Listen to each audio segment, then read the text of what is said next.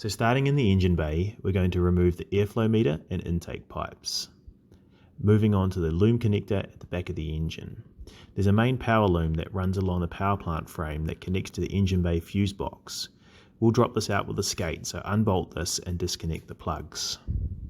Next, we'll move on to the cooling system and power steering. This is messy, so drain the coolant out from the drain plug and undo the radiator either side and slide it out. Remove the lower piping to the engine block also. Next is the power steering fluid and cooler. Try and drain the system first, as this can be awfully messy. You should be able to remove the cooler and hook it back up to try and keep things tidy.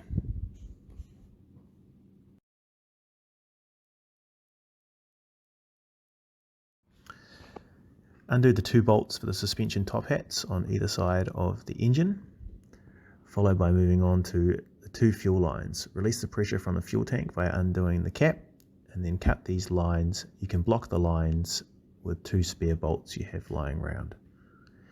Next, we're going to undo the sway bar mounts to the body. These are 2 on either side underneath. And the last thing to cover is the 2 coolant lines for the heater core. These need to be cut at the back of the engine and tucked away, followed by 1 earth that connects to the body. The interior section is quite easy. Remove the center console, lower shift boot and the shifter from the transmission. The shifter can be removed using 3 bolts, lift it out and keep this nice and clean. Now we're onto the boot. I've removed the boot for easier access along with the carpet. Next up is the battery. We've removed this. You can also undo the connectors for the earth and power for the loom, then followed by the 2 suspension top bolts also. One's covered by a plate which you'll need to remove, and it can be quite difficult to get to.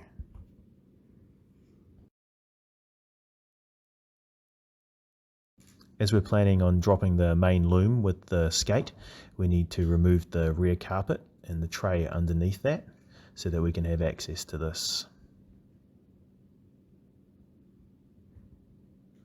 Once you've removed the tray, you can pull that rear loom forward and then get that ready to push downwards out of the vehicle. Remove the rear wheels, followed by the handbrake cables connected to the calipers. On the driver's side, there's a plastic cover that covers the loom exiting the body, which we need to remove so we can pull this out. You'll also need a 10mm ring spanner to undo the brake lines and drain this out. Safety first on the next step, guys. Always support the skate before undoing any bolts connecting it to the chassis. I'm placing the jack underneath the subframes, ready to drop it. There are 3 bolts on either side connecting the subframe to the shell. Undo these and lower it down. Moving on to the front, support the weight under the front subframe with the jack.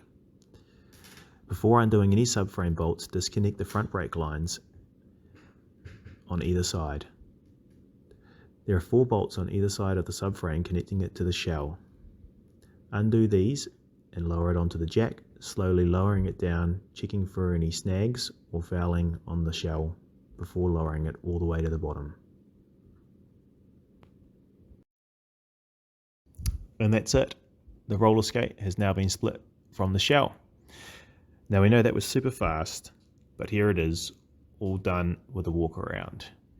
If you have any questions about splitting the roller skate from the body, feel free to ask and we can reply in the comments.